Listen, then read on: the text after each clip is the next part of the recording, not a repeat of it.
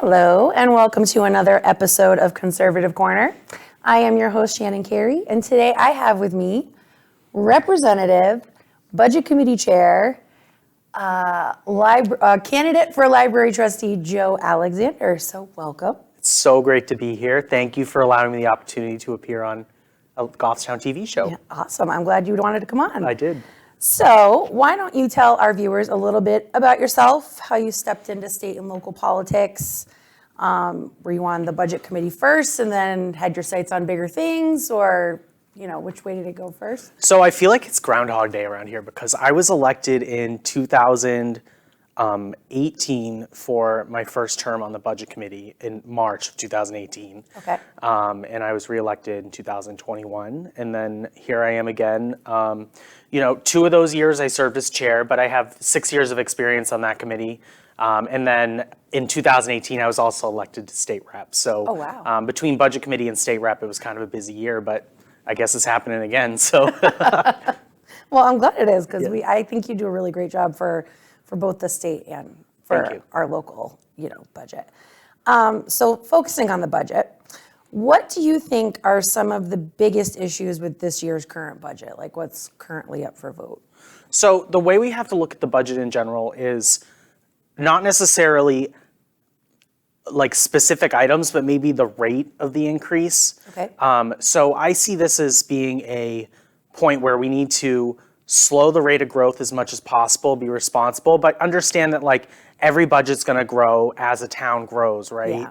So in order to make sure that we're growing responsibly, we need to make tough choices in some parts of the budget, but I feel like the current budget committee, a lot of members are doing that and starting to make tough decisions. And the way I see the role of the budget committee is that we're supposed to be a check on the select board and a check on the school board to make sure that, obviously like the school board's going to want like marble floors everywhere and things, that's can't blame 'em. No, you can't blame them. Like that's their job, right? Is to advocate for the schools. Exactly. And then the select board's job is to advocate for the town. And then the budget committee comes in, and the way that this local government is set up is that the budget committee is allowed to make changes to their budget. And sometimes that's an increase when we feel like it needs to be an increase. A lot of times it's a decrease, but that's kind of the job, like for the lay person, you're like, what does budget committee even do? Like we look at the budget line by line and make sure we're making responsible choices, so. Like I did see, looking at the budget, is it the library needed windows? Yeah. Yeah. So that's a great example, because this year, I think the library needs some work interiorly, and some of the foundation's a little faded, so that needs some help, and there's a roof leaking in one part. So like there's some things that we need to do as a town to make sure that we're keeping up a beautiful building. So I did make a motion to increase the library line, repair line by $50,000. And I believe that will go a long way to at least fix the windows, and then maybe next year we can come back and fix it. But there's sometimes we increase it, like that situation, and there's sometimes that we pump the brakes on a project. I mean, for instance, we had the pool project that's going up for a vote. It's going to be on the warrant. It's, I believe, $370,000 for funding just the plans for the pool. I was going to say, it's just the engineering drawings, engineering plans, and then next year it's going to be, I think, around, they don't know the exact price, but around like $4 million for that project. So, this year the budget committee almost unanimously decided, maybe we should pump the brakes on the project. But again, it's up to the voters. So if the voters decide to go with the select board and say, yes, we want the project, then we're going to move ahead. But if they decide to go with the budget committee, then we'll kind of take a break on it and go back to the drawing board. Okay, makes sense. So what would this discussion be without topic of the tax cap? What were your thoughts on the tax cap that was proposed? And what were your thoughts, because half the room agreed and half the room didn't. And it was changed to 35% to ultimately nullify it. But do you think that there would have been a number that maybe would have satisfied everyone? Do you think there could have been a compromise, I guess? Well, it's a great question. The way the government is set up, SB2 Town, is that we have given the voters the ability to vote yes or no on projects, and it's allowed more transparency in the process, because every voter can go and vote, yes, I want the pool project, or no, I don't want the library expansion. And that's the beauty of it, but it also adds this thing called deliberative session, where it's whoever shows up can make changes to different warrant articles. So, in this situation, I think that 2.5% personally might be a little low, but I think it was great to put it in to start a conversation about the rate of growth in the tax and in the budget. And, a lot of these things are unavoidable, like personnel costs and benefits and things like that. But, if we could have sat down at the table and said, you know what, maybe 7.5 would be a reasonable, tax cap, because then it would encourage department heads to put forth a budget that won't go past 7.5%. Right. And most of the department heads try to keep a reasonable budget, but again, like there are ways that like you could not spend your line to make sure that you're following into your own budget. So it's the democratic process, small d, democratic process, to allow voters the opportunity to change warrant articles at deliberative session. But I think that changing it to 30 and 35% just shows that they don't want to negotiate on, what a reasonable cap is, right? Like what's a reasonable rate of growth? Like I think every voter can say, like, how much does your budget grow every year? Yeah. Like as a family, like where does your budget grow? Like how much more do you get paid per year? So these are conversations that we should be having, and 100%. about the future of our town. And, like I said, I think 2.5% is a place to start, but like it might not be the place that we end up. But I think it was good to have the conversation. And I wish that my friends who changed the tax cap to 30 and 35% would come back at a reasonable number, and then we can have the voters weigh in and say, you know what, 7.5% makes sense. Or even if it doesn't make sense, like at least the conversation's being had, and voters kind of are aware about their rate of growth. Yeah. So. And I think that's, for me, what was a little bit frustrating was I felt like the room all day long was kind of like, we need to let the voters decide. We need to let the voters just like send it to the March ballot. And then it was like this one thing, we were not going to do that. And I was kind of like, Scott Gross, I had several conversations with him, and he put so much effort into like giving what a different projection would be at a different number. Like he did 5% and 10%. And looking at some of the other numbers, I was like, okay, this allows for this year's budget plus a little bit of growth so projects can get done, but it at least allows the taxpayer to know where that rate is going, and we can plan accordingly in our own homes. So I think that was my little bit of frustration, was I in my discussions with people, knew that 2.5 was like the low end. And when we're you out, go low, they go yes. high. I just didn't think it was going to be that high. Well, and yes, and again, like when we're out talking to voters, like when I'm out like speaking with people about town elections, the most common question is, how much are my taxes going up next year? And if you could have a reasonable discussion with a voter and say, you know what, like it won't go up more than 7.5% unless there's a special project or some special approval, unless there's an extra vote. So like at least that adds more stability for families too, right? Yeah. Because I think we did the math, it was like $1,200 next year if every project is approved. Everything is on approved. the ballot. Yeah. It's and $1,200 that's extra the median dollars. home. Right. Not everybody some people have homes that are more expensive than Right. that. And yeah, I would think we would be a more attractive community to people if a real estate agent could say to somebody, what makes Goffstown great, your taxes aren't going up more than X, Y, and Z because this is how the voters have done things. So my taxes have gone up year over year. And I know based on the town's median home evaluation, like you're saying, they're gonna go up $1,200 for the average home. Do you think it's sustainable for our community to continually go this way? I think there needs to be tough choices moving forward on certain projects. I think like there's a cry wolf situation too, where some are saying that like, if we cut these increases, like services are gonna be cut, like that's not like at all the case. I mean, we need to look at everything, all of the above. There's been a lot of projects approved that are in collective bargaining agreements, whether they're good or bad. There's some really large increases in those. And the budget committee has typically acted as a pass through where they've just approved what the negotiations were, without kind of being there too. So I think like, having another set of eyes in those discussions is important, or at least like spending more time on the contracts, make sure they're being approved right. But I'm not advocating to slash the budget and cut it. Like I haven't don't talked think to anybody that wants services cut. That like everybody wants our community to be the amazing community that it is, but like, can we pump the brakes a little bit? And I don't think anybody's looking to like cut the budget, like make it decrease. Like I'm realistic. Like there's no budget that goes down. Like it only goes up. So I've never heard of that. And as a conservative, I hate saying it, but it only goes up. So we have to really have a conversation about the rate at which it's going to go up and make responsible decisions about the budget. And that's what my role has been for the last 6 years. So I'm hoping to do it again. Yeah. Well, I think you've done a good job. Definitely, for sure. Shifting gears a little bit, I hear frequently from many parents, citizens, members of different committees that when it comes to education funding, particularly, I'm sure in the town, and it probably could too, but I keep hearing the state needs to do more. So considering you're the chair of the town's budget committee and also a state representative, I personally think you have a really unique perspective because you're at the state house, but you also see what's really going on at the local level. Do you think that the state can be doing more?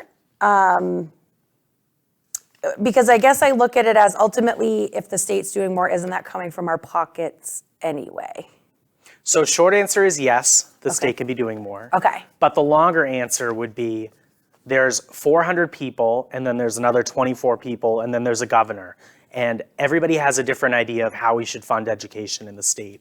I believe that we should fund it more. I think we should send more money to the cities and towns. And I think in the last budget we have, I mean, if you look at the rate of growth at how much money that Goffstown's received compared to past budgets that I voted for, but the budget I voted for this year, a bipartisan on a voice vote, like there's a lot more money getting sent to the schools, and I'm happy to provide the exact figures, but I kept in communication with the superintendent and the school board about what kind of funding is coming from the state. Okay. So we're going in the right direction, but again, like there's 425 people making these decisions. So, the speaker just set up a bipartisan committee that's going to look at education funding. There was a bill in the State House last week that I voted for that would, increase the per pupil adequacy rate. It's going to go to finance. They're going to try to crunch the numbers together. There's things that we can be doing on the state level, but also be realistic too, is like, there's a revenue side of all of this, right? Like, so are you in favor, if you want a state income tax, I encourage people, email me and tell me you want a state income tax.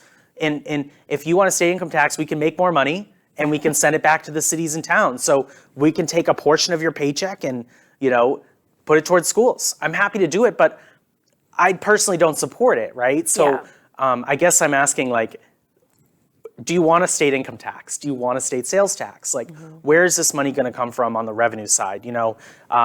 We've made responsible cuts to business enterprise tax. That's been a vehicle to allow more businesses to come to the state, be more appealing.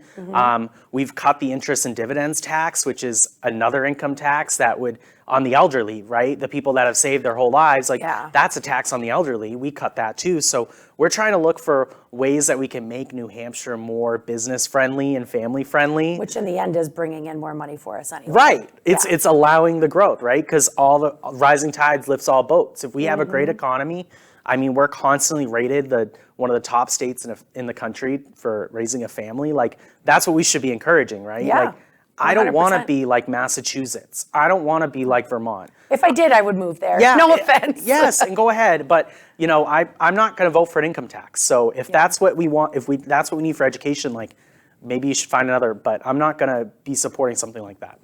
I hope that helps with education funding. I appreciate that. I don't personally want an income tax, and I think that's some of what makes New Hampshire so attractive to people, is they're sick of being taxed to death where they are living. So they come here, and it is appealing. We have a great community all throughout the state, great education all throughout the state. And I guess I'm not saying I don't think the state needs to do more, but whether it's coming from an income tax or a sales tax, ultimately it's all coming from my pocket. For the most part, yeah. And You're just calling it something different. right. And I do think the state should do more. Yeah. I don't think that we do enough, but I think that we're headed in the right direction. Right. You know, the fact that we had like a bipartisan state A bill budget just passed that on a brought voice vote. everything up. Yes, and what's coming. you know, all of you, the state reps voted for this budget. All the Goffstown reps, Republicans, Democrats. So we're moving in the right direction. But again, it's not something like I wish I had a magic wand to like wave this, like magically fund schools more. But this, I think we're going in the right direction. I think we are. But. So I have also heard, and I heard you speak at the Well about this a few weeks ago. I've heard people, I don't want to say upset, I would say very passionate about the current raise in the income threshold for the EFA program, which is the Education Freedoms Account.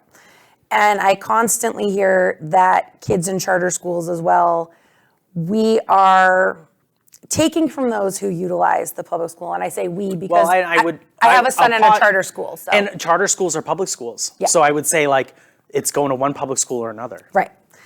But I guess what I'm asking is, what are your thoughts on it? Like, I don't see how me sending my son to a charter school is taking from somebody in Goffstown schools. And I guess I don't see the problem with education freedom accounts, especially having a son utilizing a school choice option, because I just don't think public school is one size fits all. So I guess I'm wondering what your thoughts are. Well, I would start by saying that Goffstown schools are excellent. Yeah. They're excellent for most students. My daughter does Excellent, great here. right? Like, I mean, the resources they have, the faculty, administrative staff, the support network, all of it is such. They do a good job. Very good. And families come here because of the Goffstown schools. That's why I'm It's here. good for most, but not all, right? So we have to recognize that as a state, it's our responsibility to fund education and help all, not just some. So I strongly support school choice. I think it's an important initiative that our state is doing. I think we're leading the country. I was going to say, a lot of frankly. people look to New Hampshire Yes. to what we're doing. And I mean, the question I ask is, do you think that you should, like the money that you spend towards education should follow your student, right? Like, do you believe that? Yeah. Right? Do you think that, you know, there was a bill I spoke on about my experiences going to Concord High School and being gay in high school, and about how I wasn't necessarily bullied, but like, it wasn't really a great atmosphere for me to come out of the closet and tell everybody like, this is who I love, or these are the people I love. Like, you know, like that sort of experience, like, I believe that if you don't feel comfortable in the school you're in, you should be able to go to another school, and the state should support that. And like I said, it might be 20 students. I think Goffstown's like 40 students have chosen to do that, It's right? not many. It's not many at all. No. You know, and most students are going to public schools and it's working for them. But there's also public charter schools, there's homeschooling options, there's like other places they can go. And, you know, everybody cries wolf like this is taking money away from the Goffstown schools. Like, I don't think that at all. I think they're very well funded. And, you know, it just speaks to how great Goffstown schools are that only 42 students are taking advantage of this, right? Exactly. So I would say the contrary. It says, oh, the Goffstown schools are doing great, so, you know, we don't have to worry about this. Yeah. And I guess for me, I've looked at it, well, I think Goffstown schools are great. My daughter does phenomenal here. She's thriving. Sometimes I question, if you're that concerned with those 40 people leaving the public schools, instead of blaming them, why aren't we having the conversation of, hey, Shannon, why doesn't Goffstown schools work for your son? Like, what is it about a charter school that fits him? Like, I question why we're not trying to figure out maybe why people are pulling away from public schools in general in the state. In different districts, there are more than 40 kids leaving school districts. And I wonder why people aren't maybe trying to get to the root of the problem as opposed to... Well, and if you look at the population of Goffstown schools, like, it is held steady, and a lot of the other districts have decreased quite a bit. So some schools are trying to find different, like, creative ways, but like in general, the schools that we have are doing great, and those 42 students are being in other different educational opportunities. And keep in mind, 3 of those students are special needs students, and and it's the state's responsibility to fund special needs. And if the special needs student is finding a different placement somewhere else with an EFA, that's actually saving the Goffstown district a Is lot it? of money. Okay. Right? Because like, we don't know the extent of their needs, but if it ends up being quite a bit where they can find a placement somewhere else with, the $4,000 that they can take, that might be a solution. I mean, that's a windfall for Goffstown in that way. Yeah, I would agree. So, shifting gears again. Okay. I think you are extremely ambitious. So in addition to budget chair, state representative, you are also running for library trustee. So what is that about? And what do you think you can bring to the table to work with the library trustees? Well, I indicated a little bit at candidates night about what I want to see the direction of the library going. I want to make sure that this keyword transparency, it's like, oh, let's stop talking. Transparency is such a dirty word lately, I don't get it. Let's like look in and like see where the policy and procedures are happening, and I feel like a lot of the decisions being made are kind of like, you need to like be very heavily involved to know what's going on in the library, right? Yeah. Like I didn't even know that like there's policy and procedure manual that's voted on each year, and then that's just the way it goes, like I think that there's a lot of projects happening in the library moving forward, upkeep-wise, that I'd like to be able to see what's going on there. Yeah. So I just want a process that's more transparent, where you know what your trustees are doing in the library. And look, like I'm not looking to like upend and overturn everything in the library. Like that's not at all it. But I think like there have been things that have happened recently that have called into question, maybe we do need, another set of eyes there. Yeah. In the library. And I am excited to work with Diane Hathaway if I'm elected to make sure that we're making the library a more transparent area for everybody. I think strongly that we need to record library trustee meetings. I went to a library trustee meeting and I was confused why, like budget meetings, all these other meetings I can watch on GTV, but I can't watch the library meetings on GTV. It's interesting, right? Like, but there are other areas of town that we have the capabilities to set up like a library trustee meeting. Like it should be in the library, right? You should use your resources, but until you can get the funding to do that, maybe we can have the meeting somewhere else until that works. But I want to make sure that like the citizens of Goffstown know what's going on in the library. Yeah. And, I want to make sure the programming is, non-political, it's informational, it teaches something. So that's kind of why I'm running for library trustee, and, as if I don't have enough to do already, and just something else to do, right? Well, and I would think from a project standpoint, having somebody that, like having an advocate on, not that you would go rubber stamp everything for them, but having an advocate on the budget committee and having someone in the State House as well, because we do get money from all different types of places for the public library. I think you'd be a really amazing asset for them to have, especially with your budgetary knowledge and being able to have that set of eyes to pick things apart. I would think they would really want something like that so that their projects can get done and we can keep that building, it's a historical building. Right, and there's so many resources on the state level that I'd love to help, like, get for the library. I'm thinking like, I'm thinking various grants for historic buildings. There's a lot of those opportunities. So I'm running because I do care about the library, and I guess everybody knows I have a library card now. I have been to the library, so it's something where I'd love to be more involved in that process. Yeah. Well, that would be awesome. Well, I would like to thank Joe for being with us today. That was quick. Yeah, right? Lastly, real quick, how can people find you online or support your campaign? Well, my cell phone number is 603-856-5227. You are brave. I tell everybody, I'm like, call me, text me, like, I'm happy, like, I'm not really into this whole social media, like everybody comment on everybody else's stuff. Sometimes you have to, but Joe Alexander for Goffstown is where I keep people posted on state and local things that are going on. But again, call or text. I'd love to hear from you. Awesome. Well, thank you for joining us. And we will see you again soon for another episode of Conservative Corner.